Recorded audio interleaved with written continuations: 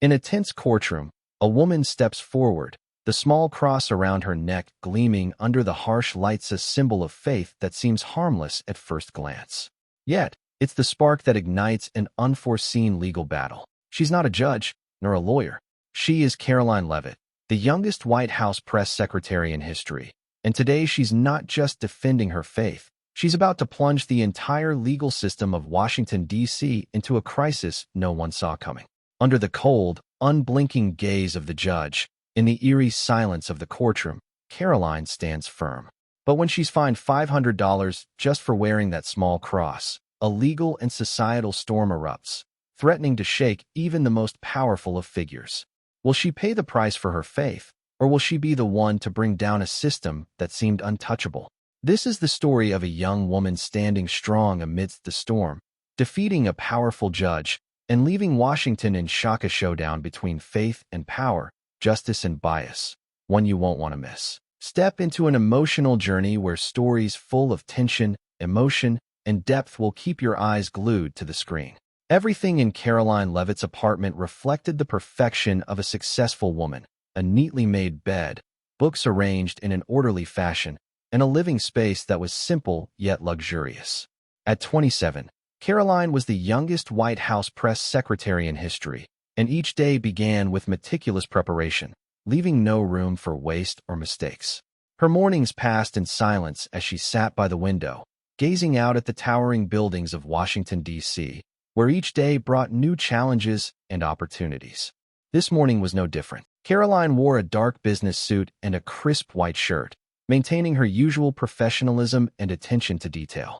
She took a sip of coffee, her eyes scanning the news on her phone, mentally preparing for a long day of work. However, just as she opened her laptop to check her schedule, her phone suddenly rang, breaking her train of thought. It was none other than President Donald Trump calling. Never before had a phone call felt so strange. An unshakable feeling began to rise in her mind. Something important was waiting for her ahead. She hit the answer button, and immediately the president's voice came through. "Karoline, I need you to do something today. A Christian group is suing for the right to pray in public parks, and we need to be at the D.C. court to observe. Record everything. This is an opportunity to clarify our stance on religious freedom." His words startled Karoline. She was used to urgent calls and important political requests, but this case felt particularly significant. A lawsuit over public prayer, especially with the president stressing that she needed to observe, was something she could not ignore. "Of course, Mr. President. I'll be there immediately," Karoline replied, keeping her composure, not letting any trace of anxiety or question slip through. She couldn't let herself be overwhelmed, though internally, a flood of questions began to surface. Why was this lawsuit so important? Was there something waiting for her in that courtroom that she couldn't anticipate? She ended the call and stood up from her desk. The tension began to creep into her mind. She sank into the armchair, her hands tightly gripping the phone, but her thoughts were still spinning with unanswered questions. She had prepared herself for anything, but the unknown always had a way of complicating things. Karoline glanced at the small cross around her neck, the light from the cross shining softly in the quiet room. That sense of peace was quickly shattered when she realized that a much larger battle than she had expected was waiting for her ahead. There was no time to waste preparing. Karoline quickly grabbed her coat, heading for the door, moving with urgency. She knew that in this world, a call from the president was never just a regular call, and this time, something bigger, something more important, was waiting for her. Karoline stepped through the large glass doors of the D.C. courthouse, immediately feeling the heavy atmosphere envelop her.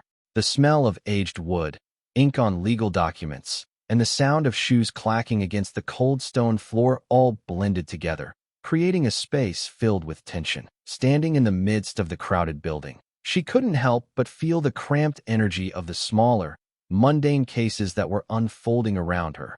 Traffic violations, contract disputes, personal grievances that barely caught anyone's attention.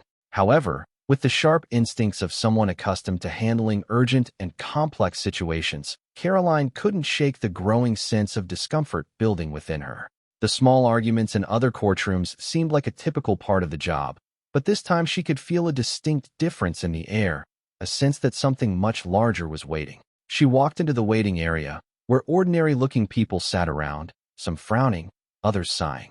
The dark, Intense gazes and stern expressions of those around her made it feel like she wasn't just in any courtroom. She sat down on the hard wooden bench, her hand lightly resting on her handbag, while her mind swirled with questions. Why was this case so important? Could a group of Christians fighting for the right to pray in public actually bring about the kind of change the president had spoken of? And Judge Hargrove, the one presiding over this trial, was he truly impartial, or just another cog in a system too accustomed to protecting unseen powers? Although the trial had yet to begin, Karoline couldn't ignore the palpable tension lingering in the air. A strong sense that today would be different washed over her, a day when, unlike any other, she would have to stand up for her own beliefs. She looked at the tiny cross around her neck, the warmth from it spreading through her body. For the first time during her time at the White House, Karoline felt that what she was doing today wouldn't just be another political duty. This was an opportunity to protect something far deeper, religious freedom, a right she deeply believed in. A hoarse voice from one of the people in the room broke her from her swirling thoughts. The trial was beginning. Everything would soon be revealed, and Karoline knew that some truth, one she hadn't anticipated, would soon come to light in that very room.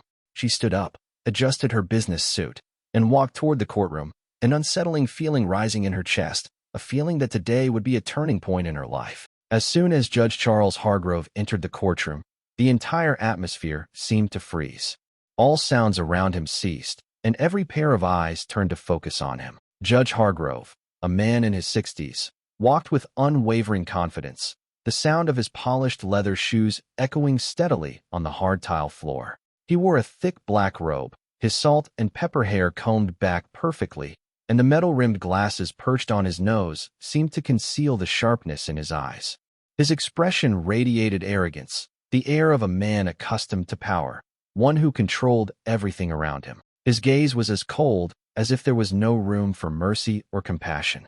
He scanned the room briefly, saying nothing, but with each step he took, the tension in the room grew thicker and harder to breathe. Karoline immediately sensed the change in the air, but she forced herself to stay composed. She knew that what would unfold in the next few hours could challenge not only her legal knowledge, but also the deeply held belief she had always stood by.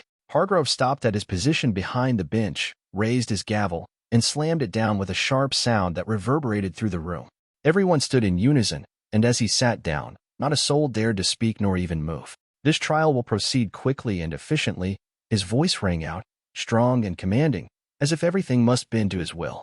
Every word he uttered carried weight, as though he alone held the power to decide everything within this room. Karoline could feel the tension in the air. Despite being just an observer, she couldn't help but notice that Judge Hargrove not only had a look of self-satisfaction in his eyes, but also an undeniable aura of power that could not be challenged. He seemed entirely confident in his control over every situation in this courtroom. But at that moment, Karoline began to sense an unsettling presence lurking beneath the surface.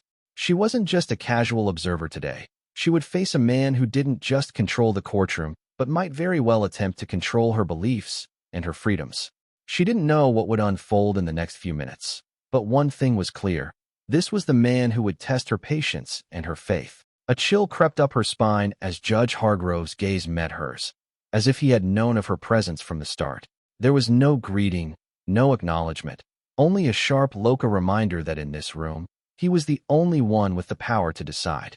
That feeling, the sensation of injustice waiting to pounce, steeled Karoline's resolve. She hadn't come here just to witness or observe. She had come for something much larger, and no matter how hard the judge tried to project strength, she would not easily be subdued. She would fight, knowing full well that what lay ahead was a difficult confrontation.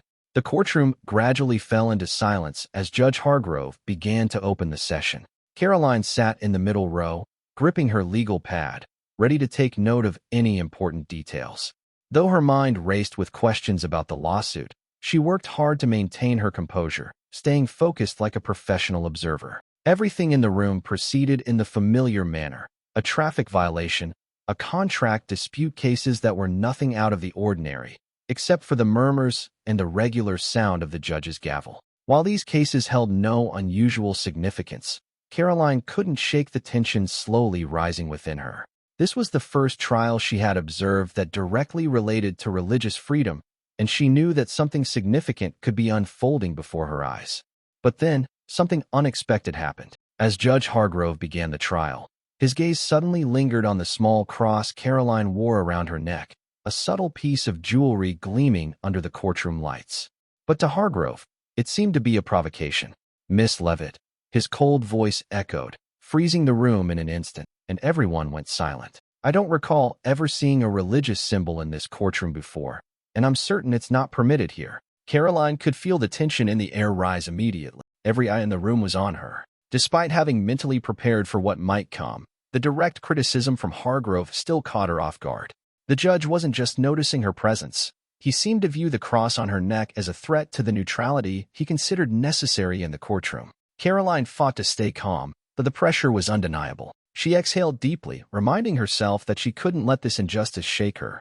She looked directly at Hargrove, her voice soft but firm.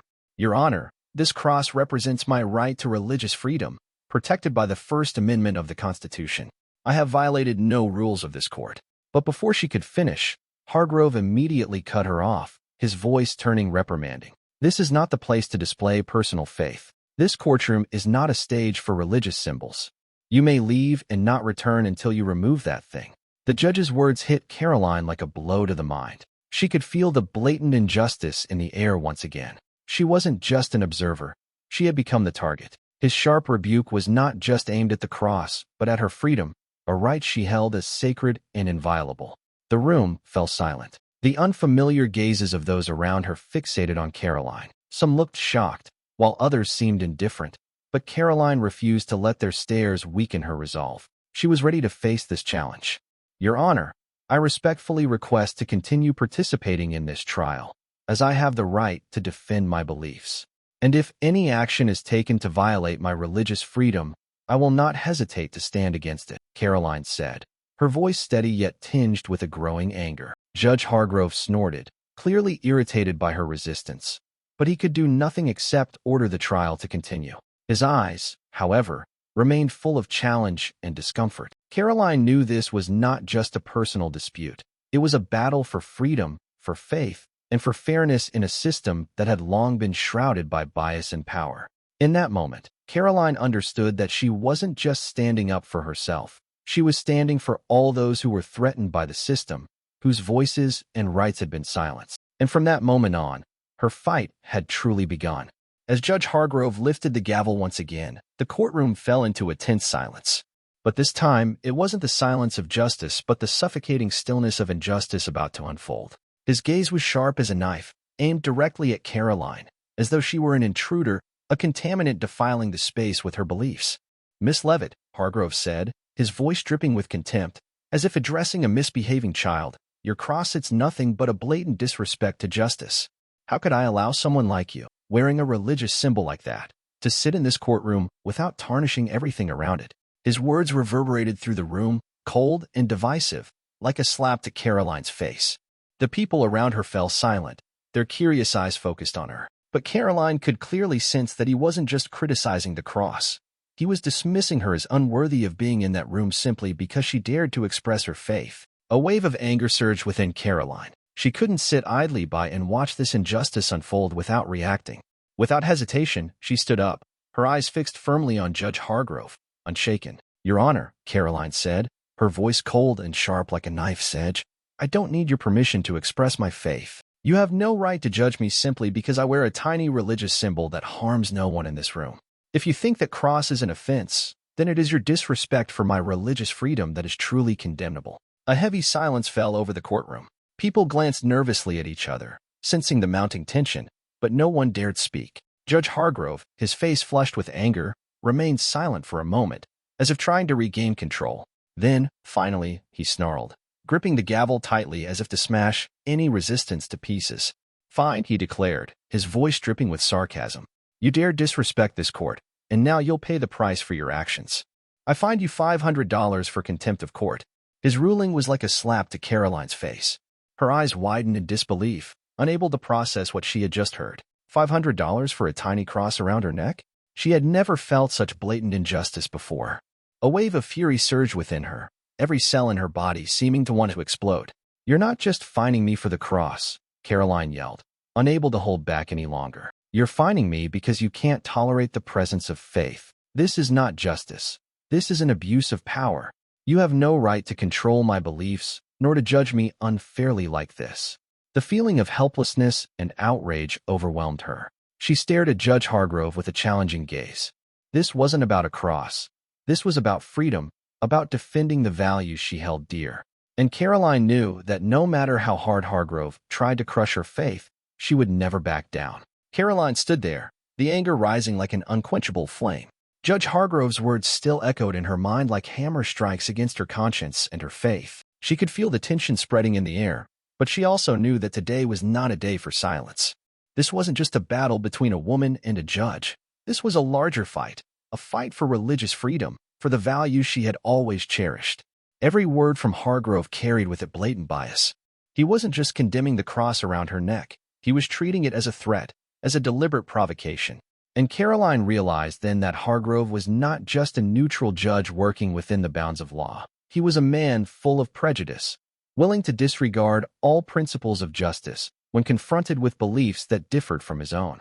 Her anger surged, not because of the personal attack, but because of the injustice she was facing. Hargrove had not just imposed religious discrimination on her. He had set a dangerous precedent: a man with absolute power, unaccountable to anyone, abusing his authority to judge others simply because they dared to express their faith. Karoline looked directly at Hargrove, her heart pounding, but with no fear in her eyes. She knew she couldn't just sit there and endure this injustice. She couldn't let him or anyone else threaten her right to religious freedom. She wasn't an innocent bystander, a sheep to be led. She was a woman with the right to protect her beliefs. "Your Honor," Karoline began, her voice no longer carrying any trace of submission or patience. Instead, it was resolute, decisive. "You think you can impose your rules on everyone in this room just because you hold power? But that power does not mean you can violate my religious freedom. You have no right to judge my faith, nor to force me to relinquish such an integral part of who I am." Hargrove turned to look at Karoline, his eyes no longer holding the same arrogance. Instead, there was irritation, as if he was struggling to figure out how to deal with this defiance. But Karoline stood unwavering. "This isn't just my personal battle," she continued, her voice cold but full of strength. "This is the fight for all those oppressed for their beliefs. If we allow judges like you to continue abusing power, then religious freedom will be nothing but an empty concept." The tension in her chest tightened. She knew that if she didn't stand up today, if she didn't challenge this bias, she would lose not just herself but the faith of millions who were being silenced for their beliefs. A heavy silence engulfed the courtroom. All eyes were on Karoline, and she could feel the subtle support from some, though only in fleeting glances. Judge Hargrove said nothing, only looking at her with a strained expression, like someone cornered, unable to refute her challenge. While he still tried to maintain his authority, Karoline could see the seeds of doubt beginning to sprout in his eyes. He couldn't change the law. He couldn't distort her rights so easily. A newfound confidence surged within her. She knew this was the moment to fight, not just for herself, but for all those who had suffered discrimination and injustice in this society. And she wouldn't let a biased judge like Hargrove defeat her faith. Karoline sat back in her seat, pen in hand, her eyes locked on the documents in front of her. Though the trial had already started, she couldn't shake the sense of tension gnawing at her. Everything around her seemed to fade into the background, except for the details she needed to document. She had a duty to observe carefully, not just to do her job, but to protect her religious freedom and perhaps the freedom of many others in the future.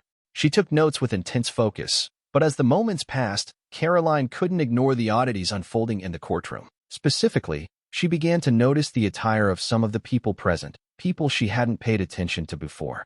A man sat directly in front of her wearing an oversized "I Am King" t-shirt, and a woman to her left wore a gaudy necklace so large it nearly covered her entire collar. Both were clearly in violation of courtroom dress code.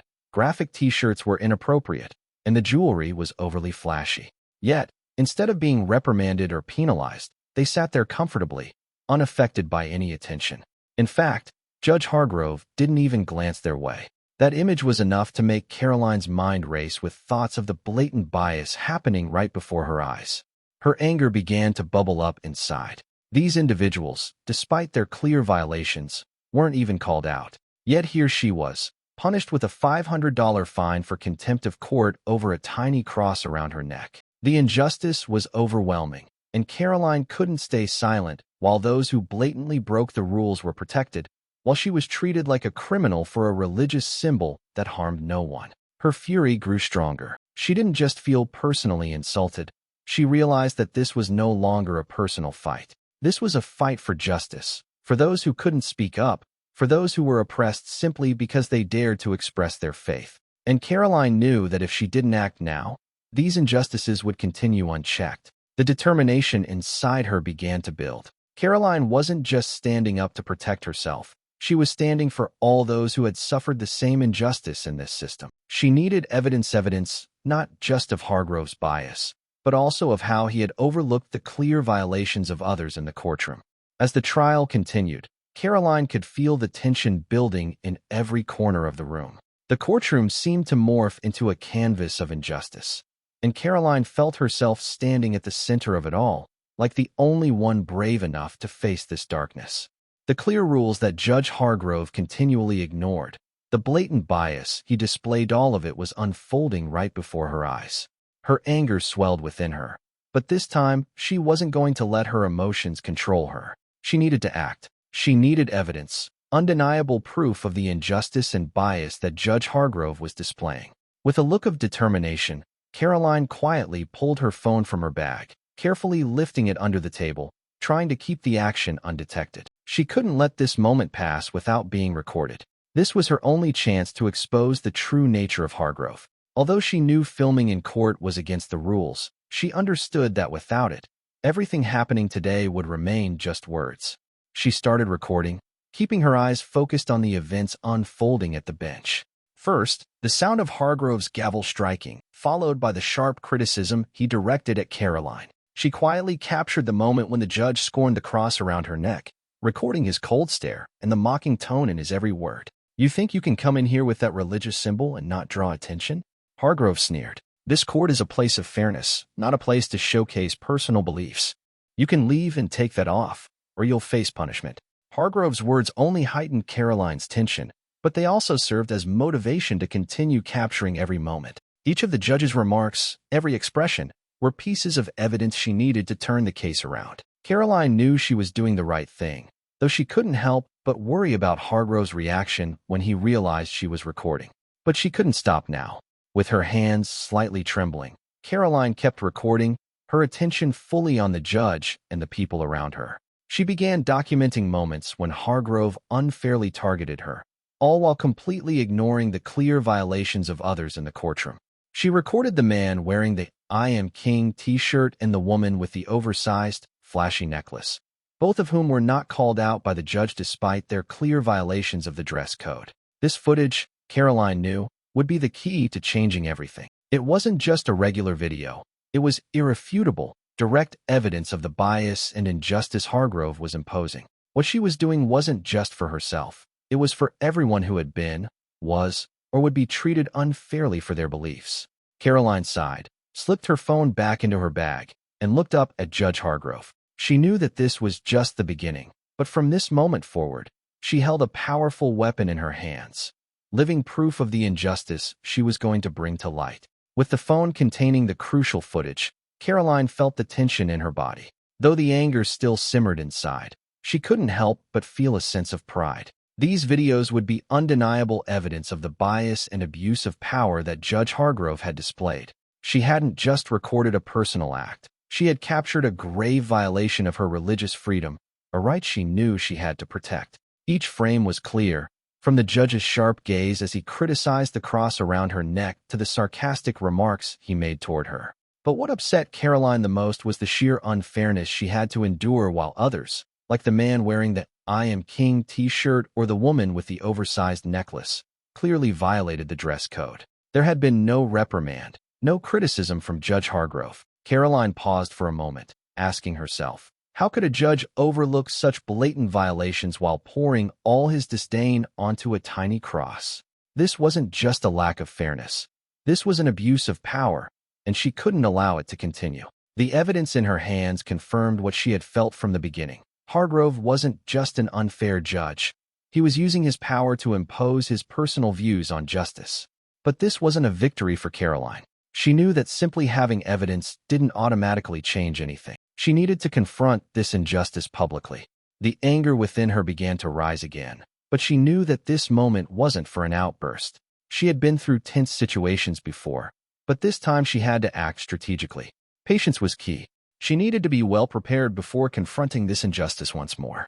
She pulled out her phone, scrolling through the footage she had recorded. Each image, each word from the judge, was a step forward in exposing the bias she had endured. This evidence wasn't just for herself. It was for everyone who was oppressed and denied fairness in this system. I can't stop here. I have to keep fighting. Only when the truth is revealed can we change everything, Karoline whispered to herself. She looked back at the images and then turned her gaze to Judge Hargrove, who continued to run the trial as if nothing had happened. She knew that this wasn't the end. This trial was just the beginning.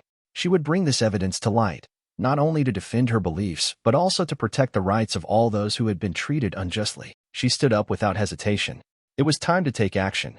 The courtroom was thick with tension as Karoline stood once more, her gaze no longer that of a defender, but one prepared to attack. She moved slowly toward the witness stand, each step echoing like a declaration of her unwavering resolve. No one in the room spoke. Even the disjointed clicking of the court reporter's keyboard came to an abrupt halt. All eyes were on her, watching to see if she would dare challenge the absolute power of Judge Hargrove. Karoline stood tall, placing her hand on the edge of the stand. She didn't bow her head, didn't falter, and there was no fear left in her.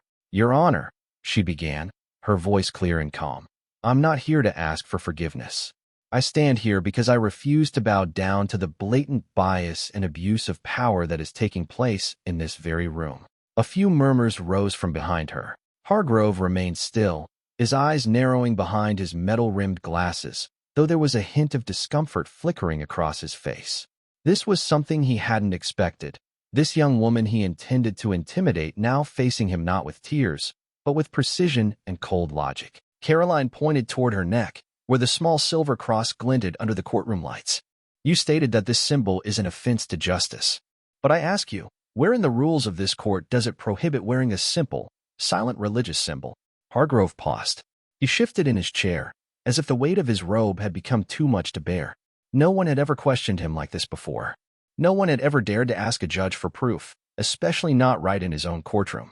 "Your Honor," Karoline continued, her voice now like a knife slicing through the silence. "I also request that you provide me, and everyone in this room, with an official record of the dress code violations in the past 6 months. How many people have been fined for wearing graphic t-shirts? How many for oversized jewelry? And how many, like me, have been singled out solely for displaying a symbol of faith?" Karoline's eyes were sharp. Inside, her anger had turned into a fiery strength. Hargrove opened his mouth as if to counter, but Karoline raised her hand, cutting him off before he could speak. "No, please don't interrupt. You've had your chance to order, fine, and publicly shame me. Now it's my turn to speak, and you will listen." The entire room fell into a heavy silence. Even court stenographer Thompson and Officer Wilson froze in place. Hargrove stared at Karoline, but his eyes no longer held the sharpness they once did. Instead, they were filled with tension, confusion, and, for the first time, fear. Karoline took another step forward, her voice as steady as stone. "I have proof.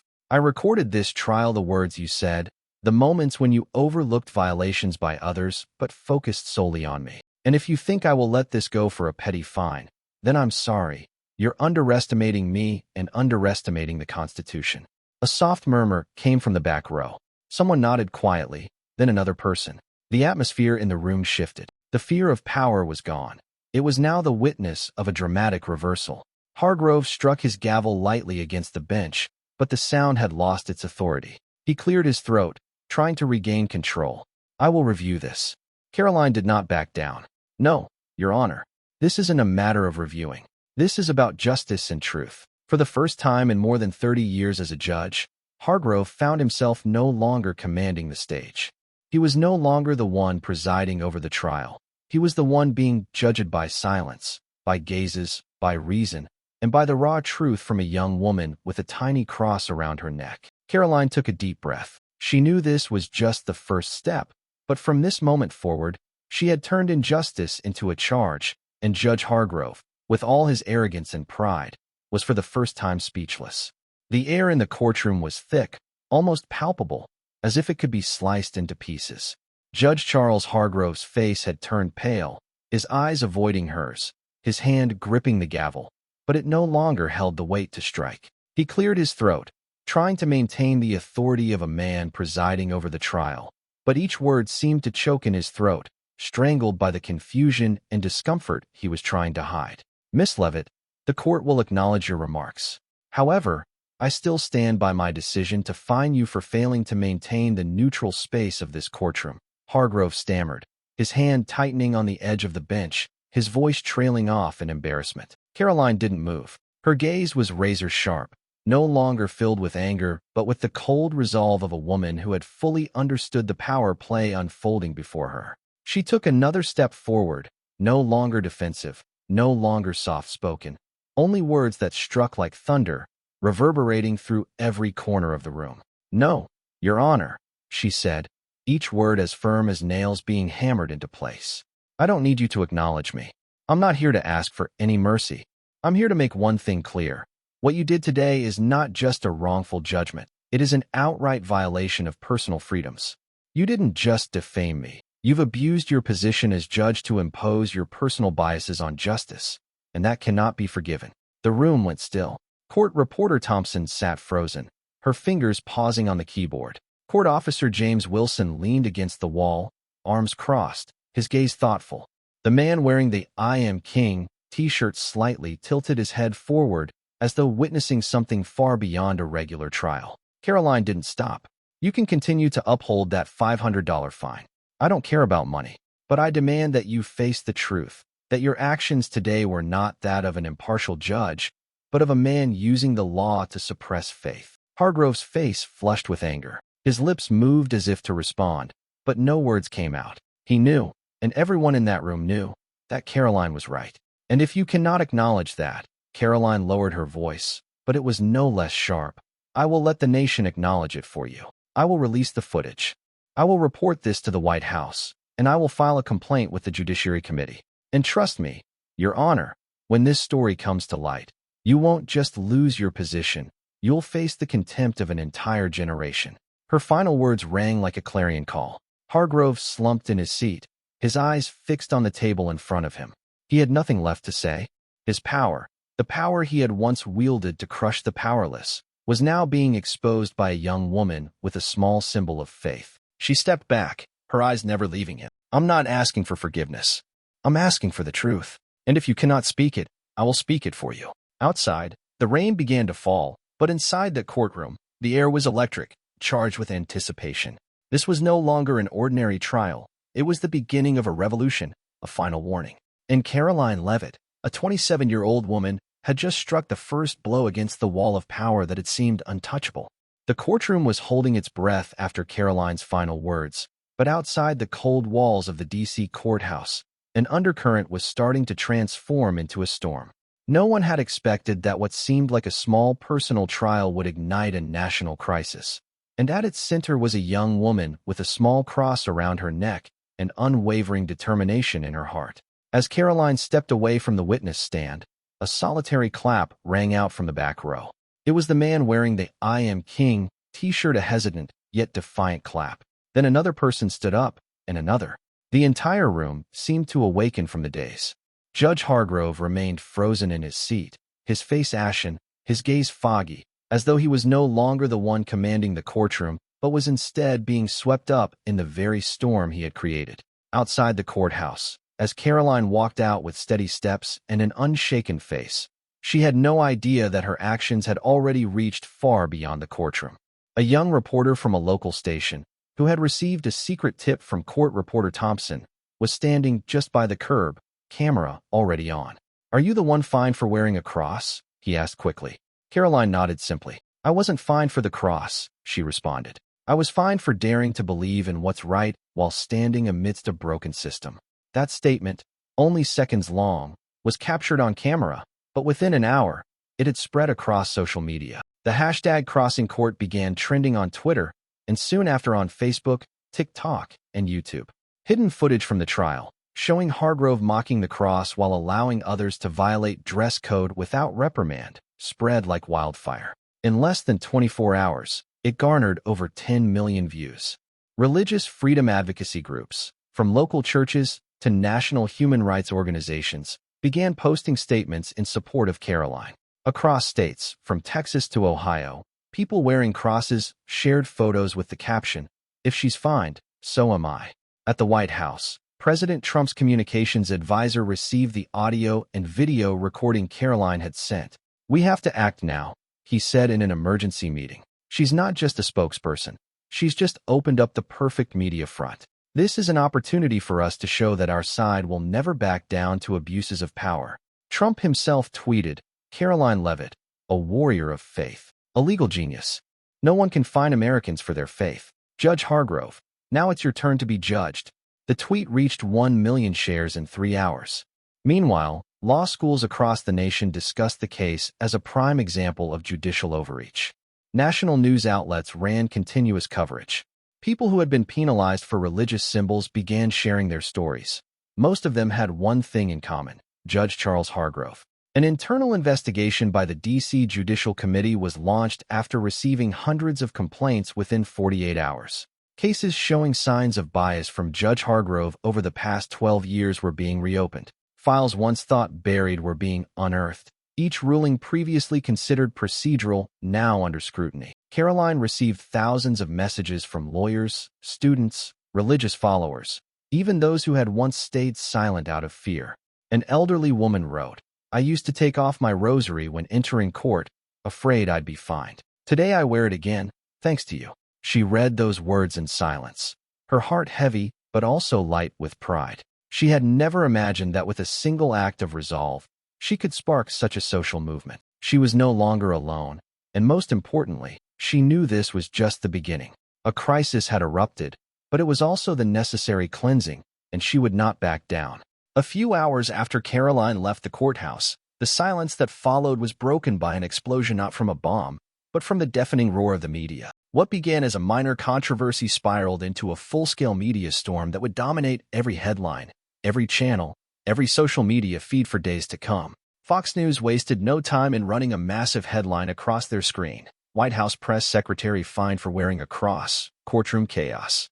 This was no longer just a viral clip shared among a few friends. It had become an international phenomenon. News outlets scrambled to cover every angle, and what was once a personal legal matter had quickly become a national debate about religious freedom, political power, and the integrity of the judicial system. CNN, eager to fuel the flames of the controversy, went live outside the courthouse. The reporter's voice rang out, amplified by the urgency of the moment. Judge Hargrove faces accusations of abuse of power and religious discrimination. But the question remains, is this the rise of justice or the politicization of the judiciary?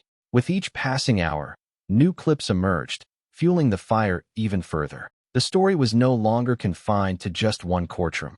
It was now a battleground for the future of American law. An anonymous witness had secretly leaked footage of Karoline, quiet but resolute, turning on her camera to record Judge Hargrove's tirade against her. The clip spread like wildfire, showing the judge's condescending remarks, his blatant dismissal of her rights, and his unrelenting attack on her faith. But the most shocking video of all came from an insider. A clip showing Hargrove in a previous case telling a Muslim woman to remove her headscarf or never return to this court. This was the kind of information that could destroy a career, and the truth was out now. The allegations of bias, discrimination, and personal vendettas within the courtroom became impossible to ignore.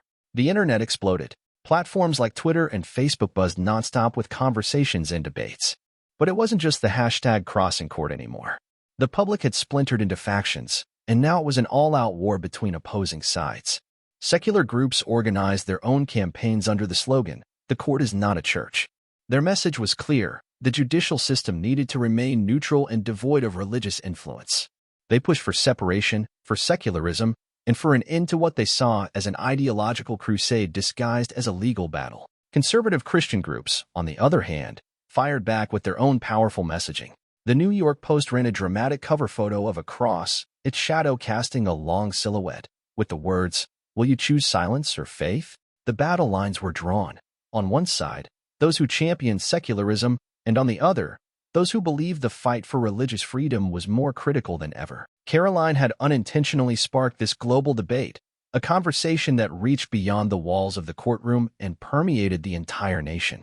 What had started as a personal legal matter was now a symbol, a rallying cry for those who felt their faith was being suppressed and a warning to those who believed too much religion was seeping into the nation's institutions.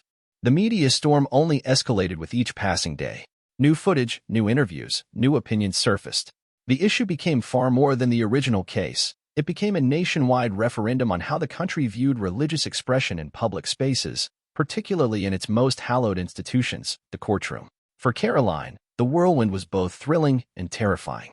As the media continued to dissect every aspect of her life, the pressure mounted. Every word she said, every step she took, was magnified under the unforgiving spotlight. What had been a simple expression of her beliefs had now become a fight for the soul of the nation itself. She had become more than a figurehead for a movement. She had become the battleground. The outcome of this media war would determine not just her fate, but the direction the country would take on religious freedom, the judiciary, and the place of personal beliefs in the public sphere. And through it all, Karoline stood firm. Despite the relentless media assault, despite the threats and the hate mail flooding in, she continued to press forward, knowing that this fight was far bigger than her. It was a battle for justice, for truth, and for the very essence of what America stood for. Karoline was no longer a simple figure in an inspiring tale. She had become something far more complex, something far more dangerous in the eyes of a divided nation. The moment she had stepped into the public spotlight, she had unknowingly ignited a firestorm, and now she was at the center of it. No longer just the brave woman standing up for her religious freedom, she was now a symbol, one that divided the country. On social media, the landscape shifted drastically. Karoline's name became a lightning rod for the fiercest political battles. She was no longer a hero. She was a weapon in a cultural war that spanned far beyond her initial fight. A far-left publication with a significant readership published a blistering 5,000-word editorial attacking her character, questioning her motives, and accusing her of using her legal platform to further a dangerous political agenda. The headline read, "Karoline Leavitt, from spokesperson to a dangerous political icon for a radicalized America." It didn't take long for the backlash to evolve into something more aggressive. A new hashtag, Leavitt Theocrat, began trending. The message was clear. Karoline wasn't just a whistleblower. She was using the law to push a conservative Christian agenda, and that, to many, made her a threat. The discourse online became venomous. Karoline was no longer seen as a voice for justice, but as a pawn in a larger political game. Opposition groups began to organize more openly, and their rhetoric grew increasingly hostile. She started receiving a barrage of anonymous emails. Some were full of hate and intimidation. "Get out of the courtroom with your damn cross. We know where your office is." The White House immediately stepped up her security, offering a more visible presence around her home and office. Secret Service agents were now assigned to her on a permanent basis. But even with the added security, Karoline knew that the personal threats were the least of her worries. The war she was now embroiled in was far more than physical threats. It was a battle for the soul of the nation, and Karoline was in the crossfire. She wasn't just fighting for her religious freedom anymore. She had become the focal point for a polarized America, a battleground where cultural, moral, and political ideologies collided. The stakes were now far greater, and every move she made would be dissected and magnified. She wasn't afraid. No, fear wasn't what gripped her. But she did feel isolated. The weight of the responsibility she now carried was almost too much to bear. Every decision felt monumental. Every word, every gesture was scrutinized and weaponized. She could feel the eyes of the nation upon her, and it was impossible to escape the pressure. And the worst part? She knew that if she faltered, if she made a single misstep, the very movement she had set in motion would crumble. This wasn't just about her anymore. If she fell, the consequences would ripple far beyond her own career or reputation. It was the weight of a nation's soul that had come to rest on her shoulders. The stakes had never been higher, and the road ahead never more treacherous. Karoline had never imagined that standing up for her beliefs would lead to this moment. What had started as a quiet fight for personal rights had evolved into a public spectacle, with the nation's deepest divides on full display. No matter what she did next, Karoline knew that there would be no turning back. She had already crossed the point of no return. For days after the trial, a leaked report from the Judicial Committee sent shockwaves through the heart of Washington, D.C. The document, which was swiftly passed through underground channels, revealed a damning pattern. Over 47 cases involving religious symbols under Judge Hargrove, with fines twice as high as other violations. The report didn't just reveal one isolated instance of corruption, it exposed an entire system. More disturbing still was the revelation that 3 other judges, once untouchable and insulated from scrutiny, were also named in the investigation. For years, a network of systemic bias and discriminatory practices had been operating beneath the surface, hidden from the public eye. And thanks to Karoline, it was all being dragged into the light, like a hornet's nest stirred from its long slumber. For Karoline, this wasn't just a legal battle anymore. It was an unexpected mission. What she thought would be a simple legal battle had become the catalyst for unearthing a corrupt judicial system that had operated unchecked for decades. The full scale of the revelations made her stomach churn. She hadn't meant to go this far, to bring down such a wide-reaching system, but it was too late now. The truth had begun to spill out, and there was no stopping it. As she sat in an emergency meeting at the White House, Karoline's phone buzzed with another alarming piece of information. An internal email from the D.C. courthouse had been leaked. The message read, "All staff members are required not to speak about the Leavitt case. All documents must be censored before release." Her heart sank as she read the words. The courthouse, the very place where justice was meant to be upheld, was now operating under a blanket of secrecy and censorship.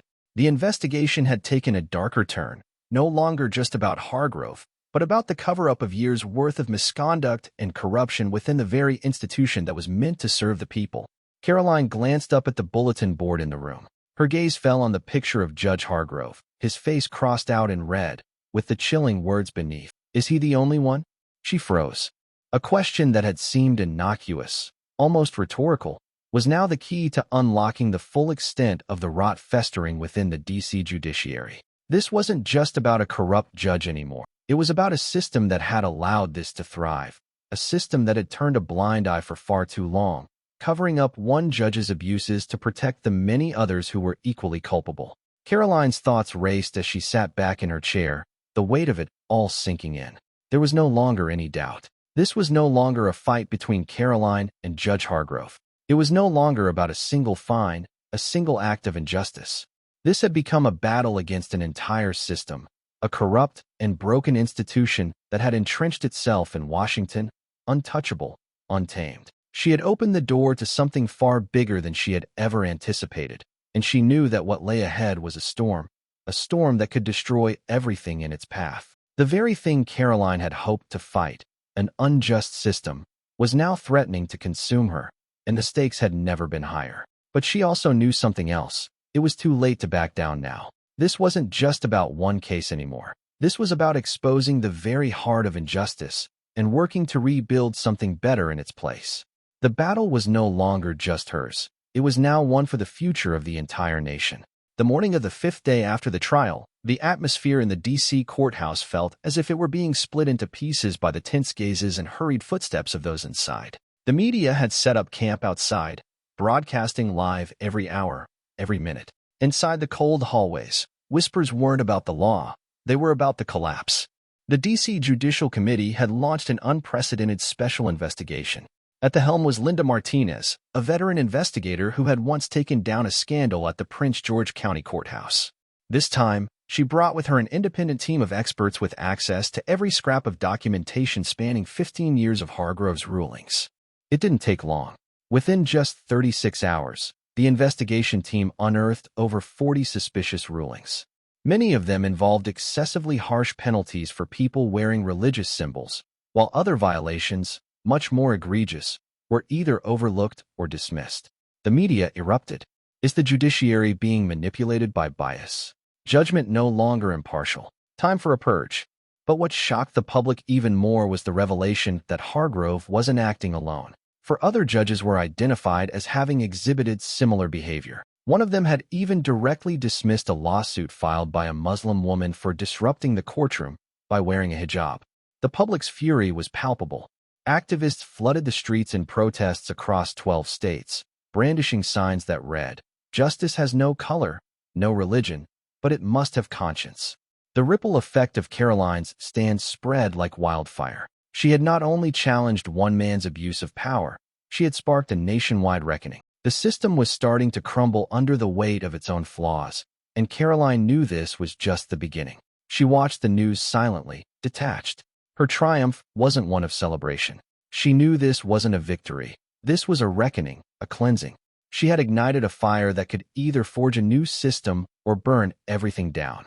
The day Hargrove was officially suspended, the live broadcast was nothing short of a political earthquake. National news stations streamed it live, the message clear and unequivocal to the entire U.S. judicial system. No one is above the law, not even the one wielding the gavel. The Judicial Committee issued an emergency order requiring all judges and court staff in D.C. to undergo special training on religious freedom as enshrined in the First Amendment, fairness and impartiality in legal proceedings, and the process for handling internal bias violations. A new bill was introduced in the state Senate titled the Leavitt Act, protecting religious symbols in public spaces.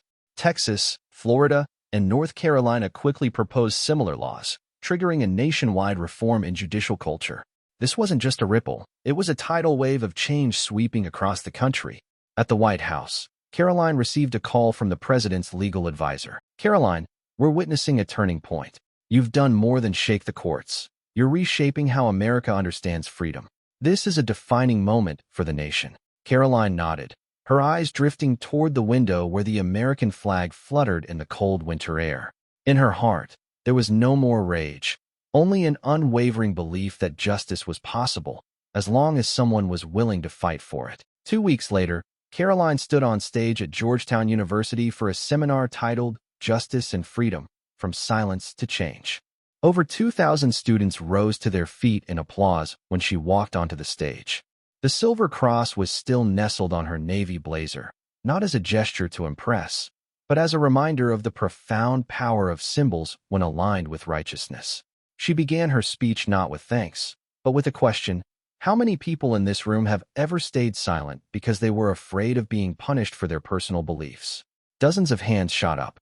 There were no tears, just deep, unwavering empathy. Karoline's story became a cornerstone in law schools across the country, included in textbooks as an example of personal freedom under fire and defended through intellect, courage, and irrefutable evidence. Her name became synonymous with legal bravery, a beacon for the disillusioned, the voiceless, the oppressed. She received letters from across the nation. A 13-year-old boy wrote, "You made me want to become a lawyer so no one ever has to take off their cross like my mom did." A soldier wrote, "I fought to protect America from enemies abroad. Today, you fought to protect it from corruption within."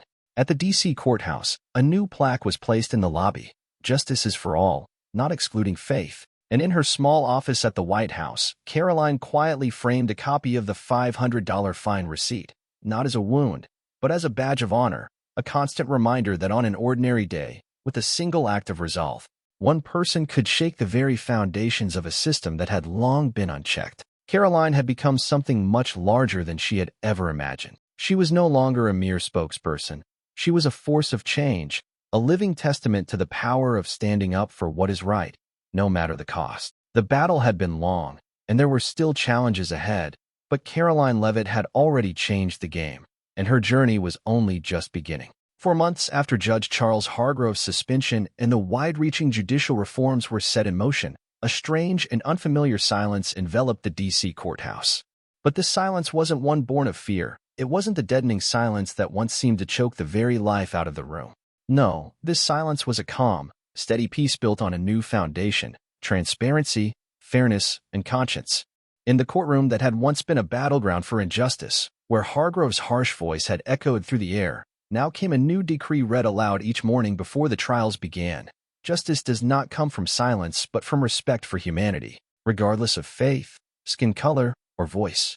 The courthouse website had a newly added section: Religious Freedom and Modern Justice, regularly updated with policies against discrimination, something never seen before in the history of the D.C. court system. It was a monumental change, a shift in how justice was practiced, how it was seen, and who it was meant to protect. Karoline, once a relatively quiet and focused press secretary, now found herself at the center of a whirlwind of invitations to speak from universities, churches, human rights organizations, and civil communities. But she didn't step onto these stages as a politician, nor did she speak like a rising star in the public eye. No, Karoline approached these opportunities as a woman who had been wronged, who had risen from the blow of a tremendous injustice, and most importantly, one who had chosen to fight with intellect, with reason, and with unwavering resolve instead of anger. One afternoon, in the crisp autumn breeze, she was invited to speak at the National Multi-Faith Religious Union Conference in Denver, an event that gathered over 5,000 people from all faiths: Christian, Jewish, Muslim, Buddhist, together in solidarity. As Karoline walked on stage, the crowd rose in a thunderous applause. They didn't see her as a symbol of any one religion. They saw her as a beacon for all of them, a beacon for freedom of belief, respect for humanity, and the universal fight for justice. On a brisk morning, Karoline found herself standing in front of the D.C. courthouse, once the site of her deepest pain, where she had felt the sting of injustice in her very bones. Yet today, she wasn't standing there to protest or to fight. She was there as an honored guest, invited to speak at the ceremony announcing the new judicial codes, the very reform she had helped catalyze. She stood amidst the courtyard, now transformed into a peaceful space with lavender bushes and benches etched with a simple but powerful message. Change begins with one person who dares to say no. As she stepped up to the podium, she didn't begin with a speech of gratitude or praise. Instead, she opened with a question. How many people in this room have ever stayed silent because they feared punishment for their personal beliefs? Hands shot up across the room, dozens, then hundreds. But not one person stood in shame. There were no tears, just a powerful, shared understanding. The story of Karoline's fight for justice became a cornerstone in law schools across the country. Her journey became a textbook example of personal freedom under fire and, more importantly, a shining example of how to protect that freedom with intellect, evidence, and a courage that comes from the heart. She had become a symbol of what it meant to fight for justice in a broken world. Her name was enshrined in history. In 2025, she was added to the top 100 Women Who Changed America list, a prestigious honor. But the greatest honor, the one that stayed with her, was a letter she received from a young girl in North Dakota. The letter read, "Dear Karoline, because of you, I wore my Mother Mary necklace to school again. I'm not ashamed anymore. I feel strong." Karoline kept that letter in the drawer of her desk, right next to the $500 fine document that had once represented her defeat. Now, it was encased in plastic and placed in a wooden frame with a simple inscription beneath it. "We don't change the world with punches, but with the courage to never bow our heads." When a television interviewer once asked her, "Do you think of yourself as a hero?" Karoline smiled gently and answered without hesitation, "I'm not a hero. I'm just the one person in that room who didn't look away." But America, and much of the world, thought differently. A documentary titled The Cross in Court, the Karoline Leavitt story, aired on HBO, detailing her entire journey, starting from the moment she received the president's call to every word of her confrontation with Hargrove, and culminating in the transformation of an entire system. Her name became synonymous with courage, justice, and the power of standing up for one's beliefs. In 2025, she was included in the top 100 Women Who Changed America list. However, the greatest sense of pride came from a handwritten letter from an 11-year-old girl in North Dakota. "Dear Karoline, thanks to you, I wore my Mother Mary necklace to school again. I'm not ashamed anymore. I feel strong." Karoline kept that letter in her drawer, next to the framed $500 fine receipt. She had no need to explain her decision to anyone. The truth had spoken louder than any fine or criticism ever could. Karoline's legacy became one of clarity in the face of injustice and courage in the face of overwhelming opposition. She had opened a door that had been locked for too long and, in doing so, had ushered in a new era of justice for all, an era where freedom of belief could never be trampled, where the scales of justice would finally be balanced, and where every individual, no matter their faith or background, would be treated with the dignity they deserved. Her legacy wasn't defined by the number of accolades or awards she received. It was defined by the young boy who wanted to become a lawyer because of her, and by the soldier who wrote to thank her for protecting the soul of America. It was defined by the many who, after years of silence, found the courage to speak their truth, to stand tall, and to demand the freedom they had always been entitled to. Karoline Leavitt had started a movement, not with her fists, but with her heart, and that heart, undaunted by the storms of adversity, had changed the course of history. Karoline's journey reminds us that even in the face of injustice, one voice, when brave enough, can shake an entire system. If this story moved you, made you reflect, or simply gave you hope, we invite you to be part of our journey. Subscribe for more powerful stories that uncover truth, challenge injustice, and celebrate the human spirit. Your support helps us bring voices like Karoline's to light, voices that deserve to be heard. Until next time, stay strong, stay kind, and never stop standing for what's right.